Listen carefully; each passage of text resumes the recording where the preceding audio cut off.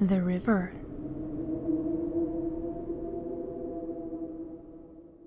The river is deep and dark, and it holds many secrets. At least that's what they say. And recent events have left me with a completely unshakable belief that what they say is entirely true. There's a river that runs through the part of the city that I live and work in. It's got a proper name, but everyone just calls it the river anyway. Originally, it was outside of the city limits, but as the city grew, the boundaries pushed ever outwards, and eventually spanned both sides and beyond. My part of the city has a lot of steel and glass and concrete used in construction. It was built during a fairly soulless period, architecturally speaking. There are a lot of high-density apartment blocks in my area. I live on a middle floor of one of them. The apartment has a view of the river from the window. Sometimes I'll sit and look out at it, wondering what's going on under that deceptively calm surface. I never look for too long. The river has a peculiar way of being able to give you the chills. The river isn't that wide, but it's deep and has a strong current, especially near the bottom. Nobody swims in it. The current makes it too dangerous, and the water is very, very cold, even during the hottest summer days. My work is in one of those office buildings on the other side of the river from my apartment. It's close enough for me to walk, and there's a scenic riverside pathway that the city council built during the expansion, envisioning a bustling riverside precinct. That didn't happen. People avoid the river if they can at all help it, but when quizzed about it, nobody really knows why. You'll get the odd tourist going for a walk alongside it, but they never linger for long. Even the ducks and the other waterfowl seem to avoid it. My walk to and from work would probably be 10 minutes quicker if I went along the waterside, but I cut through the city streets where there's people, and the only part of my walk where I get close to the river is where I cross it, walking quickly along the utilitarian concrete bridge as traffic passes. The drivers always have their eyes set dead ahead of them. Nobody ever looks at the water. I tend to speed up as I cross the bridge. It's not particularly high, and there's a well-sized concrete guardrail, but I don't really like being above the water if I can help it. If you look over the side, sometimes the surface seems so dark that it's almost black, and it's impossible to see the bottom. If you really look closely, then sometimes you'll see dark shapes moving rapidly through the gloom of the water. But it's impossible to see if they're just big fish or something else. I live a fairly quiet life, all things considered. I've got good friends, a boyfriend, a steady, well-ish paying office job. I like my apartment, I like my friends, I like the city I live in. I have no problems with the way things are going. All in all, I'm a fairly normal girl, but I don't like that damn river. Not one bit. I've never felt comfortable near it, and things have been a whole lot more unsettling since that night. I'd stayed late at work on a Friday to finish up some stuff I'd been putting off. Normally I'd have been out of there by 5 p.m. and off to meet my boyfriend for date night, but he was out of town for the weekend, off to stay with his parents. So, the plan was to pick up some pizza or some Chinese on the way home and to settle down on the couch for a nice relaxing night of watching crappy horror movies. I leaned back in my chair, looking around the empty office. I'd just finished up the last of my paperwork, so I shut down my computer and glanced out the window, catching the flickering of the streetlights as they came on outside. The sun was just on the verge of setting, so you could see the harsh, artificial light from the streetlights in the half-darkness. I was trying to decide between pizza and Chinese on my way down the lift, and settled on a large pizza to myself as an acceptable option, making a mental note to do extra cardio at the gym the next day. I stepped out of the lift, shouldered my bag, and headed toward the building exit, wishing the night security guard a good weekend as I went. Making my way out onto the street, I took a moment to appreciate the fresh, cool air that comes with the evening of a day that's had fine weather. I called ahead to the pizza place near my house as I headed towards the bridge, placing my order for pickup. I figured I'd have maybe 5 minutes to wait at the pizza place before the pickup, and then I could head back home and settle in for the night. All was well as I wandered along the street, taking a left after a few blocks and heading towards the river. I noticed that I was the only person who seemed to be out and about. The entire area seemed pretty much deserted. Not entirely surprising, given that it was probably 7 p.m. on a Friday night, and I was in the business area of town. All the bars and restaurants are across the river on the side where I live. The night air was still and cool, and the sky was rapidly darkening, the sidewalks lit by bright, harsh light from the streetlights above. My pace quickened as I took a left and headed towards the bridge.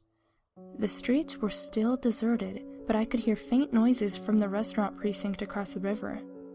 I kept my head down as I stepped onto the bridge, intently staring at the pavement as I made my way across. As I reached the halfway point, I felt a chill settle over me, and I froze in place. The noise from across the river had stopped. In fact, I couldn't hear anything in the way of street or bird noise. I couldn't even hear the buzz of the streetlights anymore. The only thing I could hear was the water of the river rushing around the pylons of the bridge. And then, I heard what sounded like a sob. I looked towards the other side of the bridge, and then back towards the home side of the river that I was headed towards, when I caught something in my peripheral vision. I turned toward it, and took an involuntary step back in shock when I saw something I'd swear hadn't been there a second ago. There was a girl sitting on the guardrail, facing towards the river, feet dangling off the side. "Shit," I said to myself quietly, breathing deeply and trying to slow my suddenly racing heart. "Man, you scared me! Sorry, I completely missed that you were sitting there." I took a step towards her. "Are you okay?" She had long, dark hair that seemed to be wet. It hung down over the side of her face, hiding her features. She was wearing a simple white dress that ended at her knees, and I could see through the gaps in the concrete railing that she had bare feet. Her hands were resting on the rail she was sitting on, and they too seemed to be damp, putting some moisture onto the concrete where they were placed. I couldn't see her face because of the hair, but her shoulders were hunched forward, and seemed to be shaking slightly, as if she was holding back tears. I couldn't see her face to tell for sure if she was young or old. She had a slim build. I figured she was in her mid-20s at most. I took another step. "Miss?" I asked, reaching out a hand to touch her shoulder. She stopped shaking, and I stopped moving forward. She was cold, so very cold, that it seemed to be radiating out of her. I drew my hand back with a shiver, grabbing it with the other hand to warm it up. She seemed to notice my presence, and straightened up, turning toward me as she did. I tensed with apprehension, suddenly worried about what her face might look like, but relaxed as it came into view. She was a pretty, normal-looking girl, maybe in her late teens or early 20s, and the only out-of-the-ordinary thing I could see was that her eyes were red, and I assumed that was from crying. "Are you okay?" I asked her again. "Do you need any help?" The corners of her mouth curled up into a slightly sad smile, and then she turned back, looked down at the water, gave a little hop, and jumped off the side of the bridge. I stood there for a second, completely dumbfounded. Then I heard a splash from the river below, and it snapped me out of my stupor. "Jesus!" I exclaimed, throwing off my satchel and running towards the edge of the bridge. I looked over the edge and toward the water, but I couldn't see the girl. She must have gone under already. Placing both hands on the guardrail, I vaulted over it and plunged into the water below. The river was cold, so icily cold that the shock of it drove all the air out of me as I hit the surface and went under. I came up, gasping for air and treading water, and looked for any sign of the girl. I noticed that with some luck, the spot I was in seemed to be a fairly dead spot for the current, but I could still feel the pull of the water as it dragged me downstream, taking me under the bridge. I took a deep breath and dove under the water as I was taken under the cover of the bridge, and everything went dark as the light from the streetlights above was cut off by the shadows of the space under the bridge. I could barely see anything as I swam around in what I was by that point assuming was a futile hunt for the girl. To make matters worse, I could feel the current strengthening, and all of a sudden I was swept sideways as the river eddied around to one of the supports of the bridge. I slammed into the support, the air driving itself from my lungs once more. The current spun me round and pinned my back to the support, my shirt snagging on some protrusion from the concrete. To my horror, I realized I was stuck fast, the freezing water rushing around me in the darkness. I'm going to die here! The thought entered my brain and I began to panic, struggling back and forth, but the current was just too strong. I was going to drown, and I couldn't even help the girl who'd gone in before me. I could see the glow of the streetlights dimly above me, but I was too deep under for the light to really penetrate the water, and I could feel the blackness closing in on me from the corners of my vision as my empty lungs began to take in water. It felt like a fire in my chest, and I coughed underwater. But instead of the air I desperately needed, all I got was more water. Even worse, I could make out shapes in the darkness. They swirled around at the edge of my vision, pressing menacingly closer, and I could feel their malignant presence. I knew that whatever those things were, they would do me harm if they could. I closed my eyes, and the darkness turned to black. With the last of my strength, I reached up behind me and felt around for where I was snagged. With what felt like superhuman effort, I managed to tear my shirt away from the pillar and get my feet under me against it. I pushed off, driving myself towards the surface, reaching out above me as I traveled up.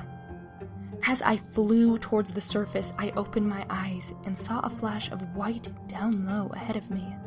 But there was no time to think about that. My hand broke the surface first, and I coughed and vomited water as I gasped for air, struggling to stay above the surface. The current had me once more, and I could feel myself being dragged downstream. I could hear shouting from the shoreline downstream, but again, I didn't have time to focus on it. The freezing water was fast sapping what little strength I had left, and I was still sputtering, trying to get the last of the water out of my lungs. I once again took a deep breath and dove under the surface, heading for where the flash of white had been as I'd come up the last time.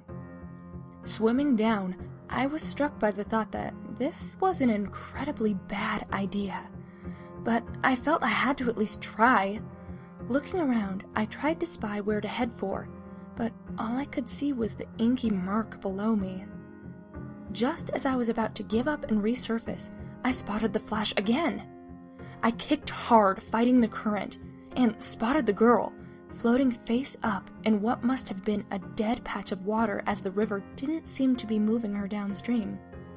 Worryingly, the dark shapes I had spotted in the water earlier seemed to be circling ever closer, just out of my field of vision, but close enough for me to catch near constant flashes of movement. I tried to ignore them and swam for the girl. As I got close, I felt the current grab me again, sending me quickly towards her. I could see that I was in danger of overshooting her, so I swam as hard as possible and reached down, managing to snag a grip on her arm as I went past. I pulled her to my chest as I swam upward and caught sight of her face, which was pale against the blackness, but looked surprisingly peaceful. We traveled towards the surface together, and my heart sang to see I was only a couple feet below the surface, and then we came to a dead stop in the water.